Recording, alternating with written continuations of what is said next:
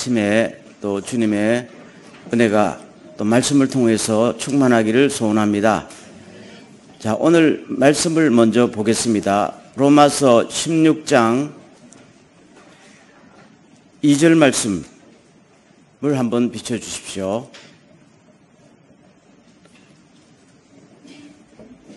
브리스길라와 아굴라의 부부, 그리고 사도 바울과의 관계에 대해서 말씀을 하고 있습니다. 4절 말씀을 제가 읽어드리면은, 그들은 내 목숨을 위하여 자기들의 목까지도 내어놓았나니 나뿐 아니라 이방인의 모든 교회도 그들에게 감사하느니라 했지요. 사도 바울이 돈이 있었던 것도 아니고 가족이 있었던 것도 아닙니다. 그렇지만은 세상에서 가장 행복한 사람이 될 수 있었던 비결은 자신을 위해서 언제라도 목을 내어놓을 사람이 있었다 하는 사실입니다. 저 말씀은 목을 내어놓을 수 있을 정도였다라는 표현이 아니고 실제로 목을 내놓는 일이 있었다는 이야기입니다.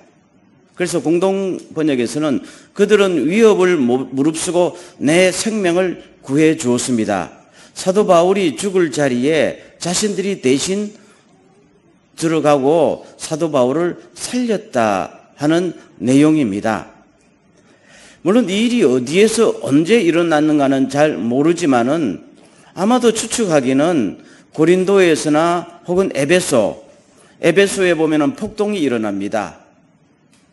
그 폭동의 와중에서 사도 바울은 굉장히 어렵지만은 피신해서 빠져나올 수가 있었는데, 아마 그때 보면은 자기 몸으로 맞고 이 사람을, 사도 바울을 빼돌린 그런 경험도 있지 않는가 하는 것을 생각해 볼 수가 있는 것이고, 만약에 우리에게 이런 사람이 한 사람이라도 있다면은 얼마나 행복할까? 또 바울만 행복한 게 아니잖아요. 사도 브리스길라와 아굴라 입장에서는 자기가 대신 죽어줄 수 있는 사람이 있다는 것도 행복한 것이죠. 내가 나를 죽도록 사랑하는 사람이 있는 것도 행복하지만은 내가 죽도록 사랑하고 싶은 사람이 있는 것도 행복한 거잖아요. 똑같은 원리가 되는 것입니다.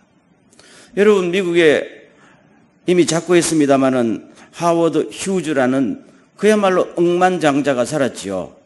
금수저 중에 금수저로 태어났던 사람, 인물이 잘생기고 똑똑하고 그야말로 사업수단이 있어서 일약 당시 미국에서 가장 성공한 선망의 대상이에요. 수많은 헐리우드 여배우들과 그야말로 풍문을 뿌렸던 사람.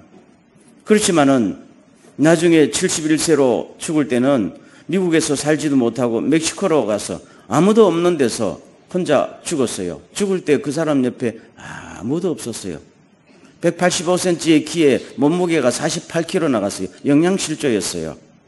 대인기피증이 너무 극심해서 서류를 받을 때도 절대로 사람의 손으로 건네받지 않고 광주리 같은 데 담아서 창문을 열고 그쪽으로 아무도 안 만났었어요. 물론 자신에게도 원인이 있었지만은 사람들이 자기를 볼 때 전부 다 돈으로 봤던 거 아니겠어요? 돈. 그래서 사람이 싫었던 거예요. 자식도 없이. 그래서 이 사람이 죽자 그 많은 재산들이 다 22명의 친척들이 그냥 찢어서 나눠 가졌어요. 그럴 만도 하지요. 가장 많은 것을 가졌던 사람이 단 한 사람도 없었다는 이야기지요.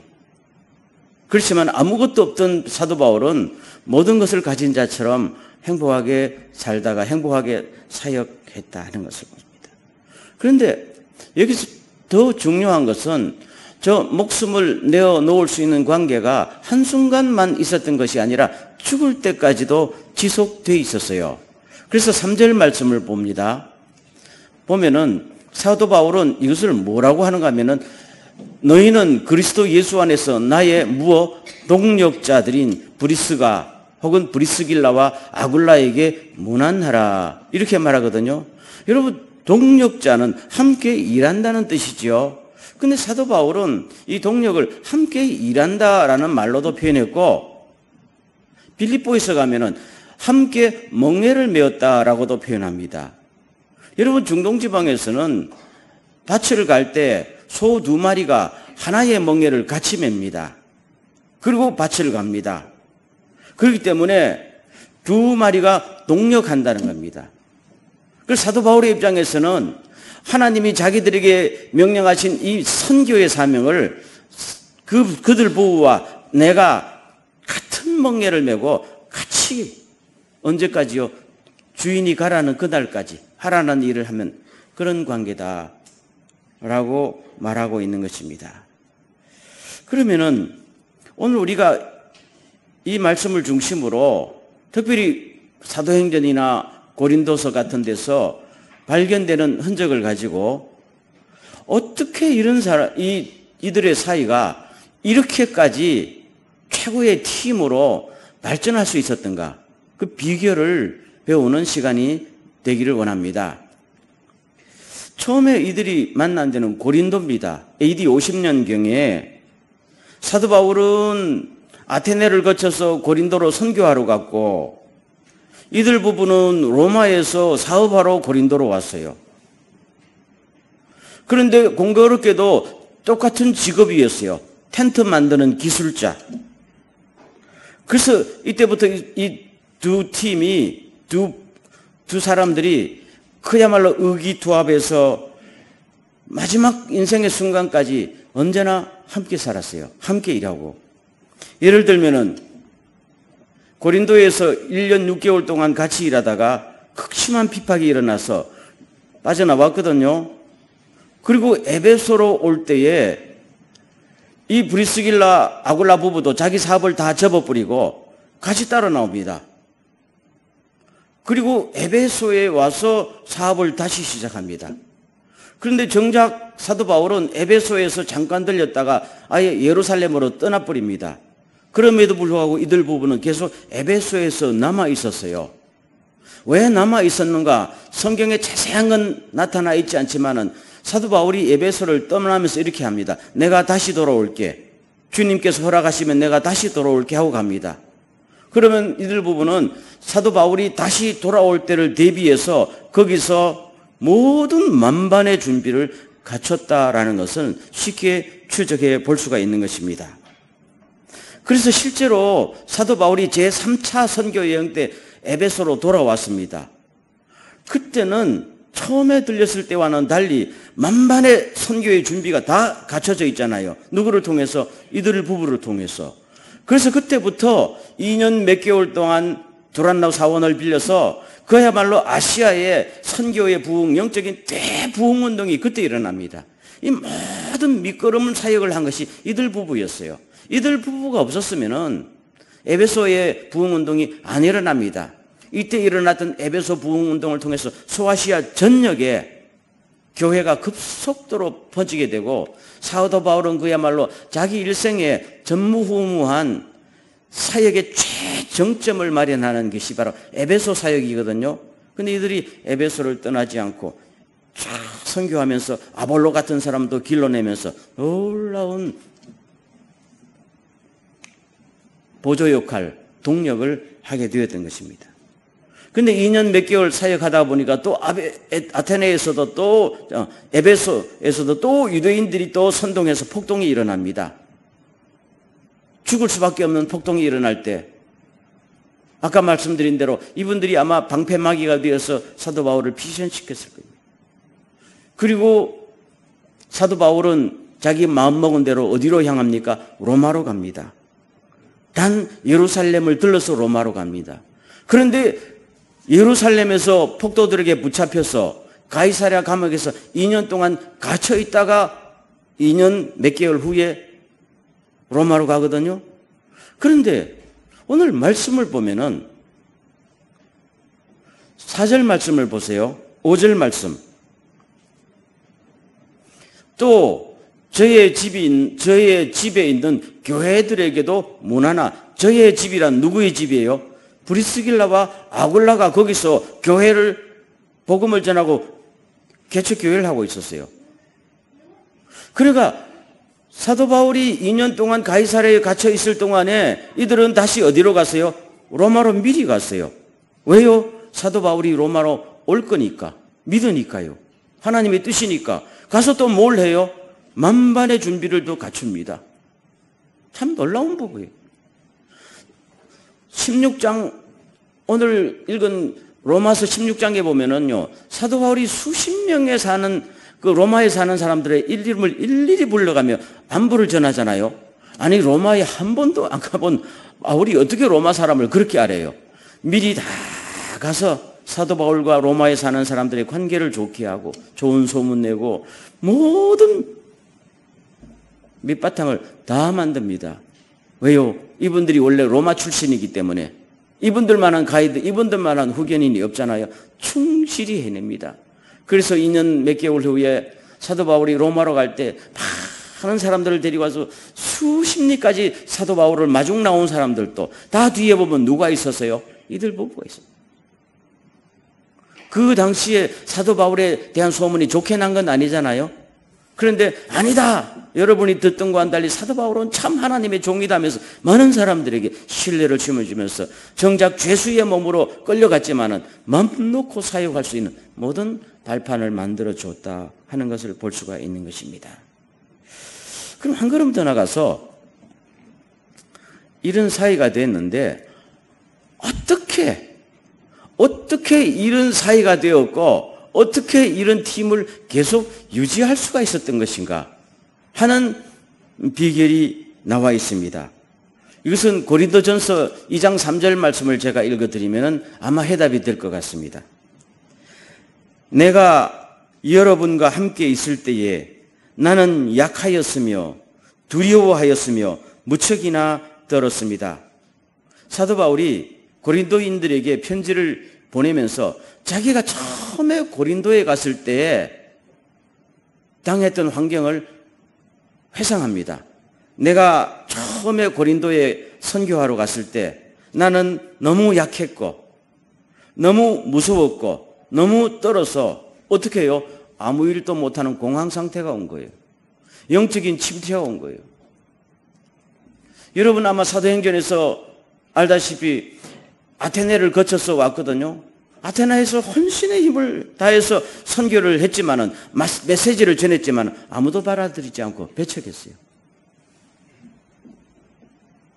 실패 아닙니까? 그 참담한 마음으로 고린도에 왔는데 고린도는 아테네보다 더 벽이었어요. 더 화려하고 더 세속적이고 사람들이 더 교만하고 모든 것이 낯설었고 먹고 사는 것도 얼마나 힘들었겠어요. 앞이 안 보일 때 나는 심히 약하고 두렵고 떨었다. 떠는데도 그냥 무척이나 떨었다는 겁니다. 그럴 때 누구를 만났어요?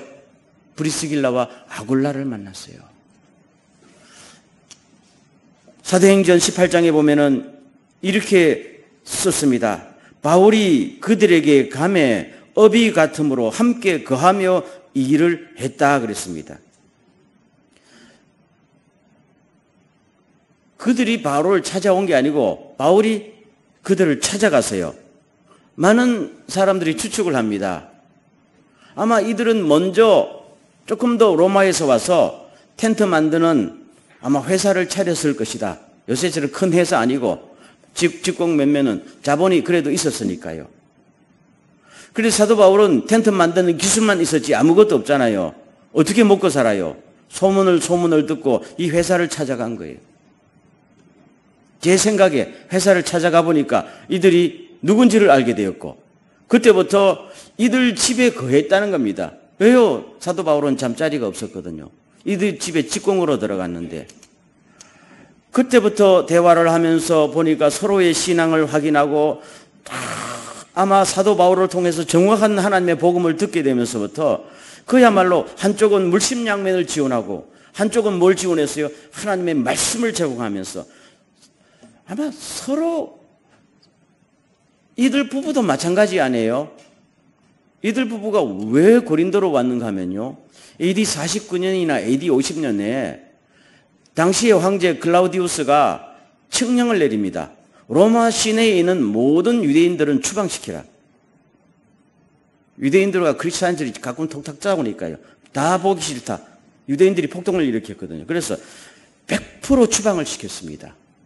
그러니까 그때까지 거기서 기반 잡았던 거 다 두고 그냥 빈손으로 쫓겨난 거 아니겠어요? 기술만 가지고. 물론 돈을 몇 푼 챙겼지요. 그리고 어디로 왔어요? 그래도 사업이 가장 잘 될 수 있다는 고린도로 왔어요. 도시가 크니까. 먹고 사는 데는 지장이 없는데 마음속에 뭐가 있었을까요? 왜 우리 유대인들은 가는 데마다 핍박을 당하며 우리 유대인들을 향한 하나님의 뜻이 뭐며 나는 어떻게 살아야 되느냐? 이 문제가 너무 심하게 숙제로 다가왔을 거 아니겠어요? 그때 사도 바울을 통해서 복음을 들은 거죠. 그때 사도 바울을 통해서 인생의 비전을 상부상조하게 된 거죠. 그때가 언제예요? 인생의 피크가 아니고 인생의 바닥이었어요. 둘 다 인생의 바닥이었어요. 그러다 보니까 서로 뭐 캄프라치 할 것도 없고 다 방패막이 걷어내고 우리가 이 상황에서 주 예수 안에서 서로 돕고 서로 도우면서 주님의 일을 하십시다. 그러다 보니까 끝까지 갈 수 있던 거예요. 여러분, 우리의 상처와 약점은 하나님 앞에서 동력자가 되기에 가장 좋은 조건이라는 사실을 믿습니까? 오늘 메시지 중에 하나입니다. 성경도 이 점을 강조하고 저도 이 점을 오늘 강조하고 싶어요. 우리는 다 가면을 쓰고 살아가지 않아요? 그래서 나는 약하지만 내가 가장 강할 때에 내 모습을 보여주며 내가 가장 강할 때에 그 사람과 관계를 맺고 싶습니다. 내가 누구한테 식사라도 한 끼 번듯이 대접할 때 그 사람한테 전화하고 싶습니다. 그렇지만 그렇게 맺어진 사이는 인생의 정점에서 맺어졌기 때문에 약점이 드러나면서 사라지는데 이제는 인생의 바닥에서 맺어졌기 때문에 그것도 주님의 은혜로 맺어졌기 때문에 어떠한 역경이 와도 안 볼 거 다 봤잖아요. 숨길 것도 없잖아요. 같이 가는 거예요. 여러분, 하나님께서는요, 우리를 팀으로 맺어줄 때에 이렇게 맺어주기를 기뻐하십니다. 기억하십시오. 예수님께서 우리를 사랑하실 때도 우리 인생의 피크에 우리를 사랑하신 것이 아니잖아요. 로마서 5장 8절 말씀, 우리가 아직 죄인 되었을 때에 때문에 우리는 주님 앞에 숨길 것도 없어요. 영원히. 그래서 주님과 우리 사이는 영원히 같이 가는 거 아니겠어요? 우리 사이도 마찬가지예요. 여러분, 우리가 어려울 때 너무 자신을 방패막이 할 것도 없고 그냥 오픈하면서 오픈하다 보면은 욕하고 상처 주는 사람도 있지만은 그러나 그런 사람이 100명이 있을지라도 이들처럼 한 명이라도 평생의 동력자가 생긴다면은 상처받는 것보다 이거 더 이득 아니에요? 용기를 내어서 내 인생에 가장 힘들 때에 하나님 이때 평생에 함께 할 수 있는 동력자를 주십시오. 그런 은혜가 있기를 주의 이름으로 축원합니다. 그 다음에 두 번째, 이렇게 맺어졌지만 어떻게 평생 갈 수 있었느냐? 그거는 비전입니다. 비전이라는 것은 목표잖아요. 사도 바울 말처럼 표대를 향해서 하나님이 세우신 표대를 향해서 가는 거니까 이것은 뒤에서 미는 힘이 아니라 앞에서 끌어당긴단 말입니다. 그렇죠? 그래서 인생의 바닥에서 만났던 뒤에서 미는 힘하고 앞에서 끌어당기는 비전이라는 힘을 가지고 늘 가다가 의견이 안 맞을 때도 우리는 같이 가야 됩니다. 저 목적지까지 함께 가야 됩니다. 함께 도착해야 주님이 기뻐하십니다. 하니까 또 투닥투닥 있다가도 또 합치고 어떨 때는 좀 떨어져 있더라도 또 합치고 이런 분들이 반드시 같이 살 필요는 없어요. 이분들을 보면 떨어져 있는 기간도 상당수 많았어요. 그러나 떨어져 있든지 갇혀 있든지 언제나 함께 있다는 사실입니다. 그래서 사도 바울은 저분들은 나의 동력자입니다 라고 표현을 하고 있는 것입니다. 여러분, 사도 바울이 디모데후서 4장 8절에 내가 달려갈 길을 다 달려가고 쭉 말하면서 이제부터는 주님께서 나에게 면류관을 주실 것을 확신한다. 그리고 하는 말이 있습니다. 내게만 아니라 주의 나타나심을 사모하는 모든 자에게니라. 아마 이 모든 자 속에서는 분명히 브리스길라와 아굴라가 들어있겠지요. 그래서 같이 면류관을 받아서는 시상대까지 갈 수가 있었다 하는 것입니다. 조금 더 각도를 바꾸어서 이들 부부를 한번 봅시다. 제가 오늘 제목을 최고의 팀, 최상의 부부라고 했는데 이들이 최고의 팀이었다면 이들은 또한 최상의 팀이자 부부였어요. 성경을 보면은 브리스길라와 아굴라라는 이름이 여러 번 나오는데요. 대부분이 뭡니까? 브리스길라가 앞에 나오고 아굴라가 뒤에 나옵니다. 이 중에 누가 남편일까요? 아굴라가 남편이지요. 아굴라라는 것은 남자 이름이고 브리스길라는 여자 이름입니다. 원래 이름은 브리스가입니다. 이게 정 이름인데 브리스길라는 애칭이에요. 많은 성경학자들이 추측을 합니다. 브리스길라는 유대인이 아닙니다. 로마인입니다. 브리스가라는 이 이름은 로마의 귀족의 이름이에요. 이거는 자타가 공인한 로마의 귀족 이름이에요.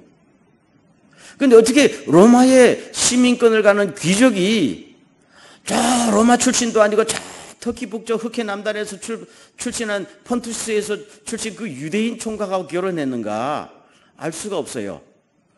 그럴 일도 많잖아요. 첫눈에 반했겠지요.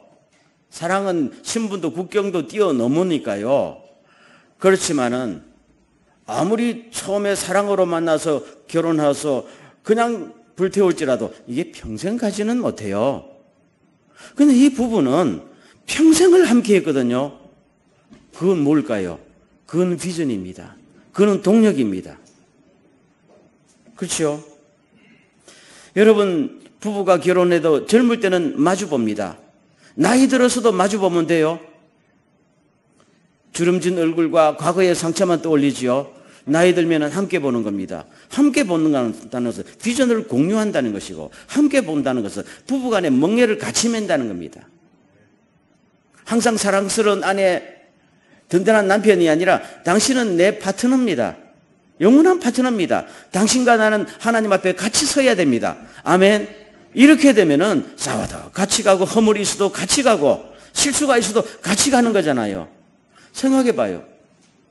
이 브리스길라라는 여자가 로마에 있었으면은 결혼만 안 했으면은 로마의 귀족으로 그야말로 행복하게 살았을지도 몰라요.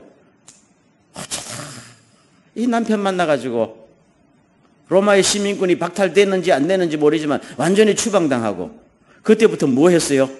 천막 만드는 손, 굳은 일하고 개척교회 하면은 수많은 성도들의 밥하고 설거지하고 손님 치리하고 아마 살다가 보면은 내가 이런 일 하려고 이 남자하고 결혼했는가 하는 생각도 들 텐데 그런데 그때 마음속에 들어간 게 뭡니까? 복음이 들어가고 하늘이 들어가고 사명에 들어간 거니까 아니다. 이 남편하고 사는 것보다 더 놀라운 일이 천국에 기다리고 있습니다.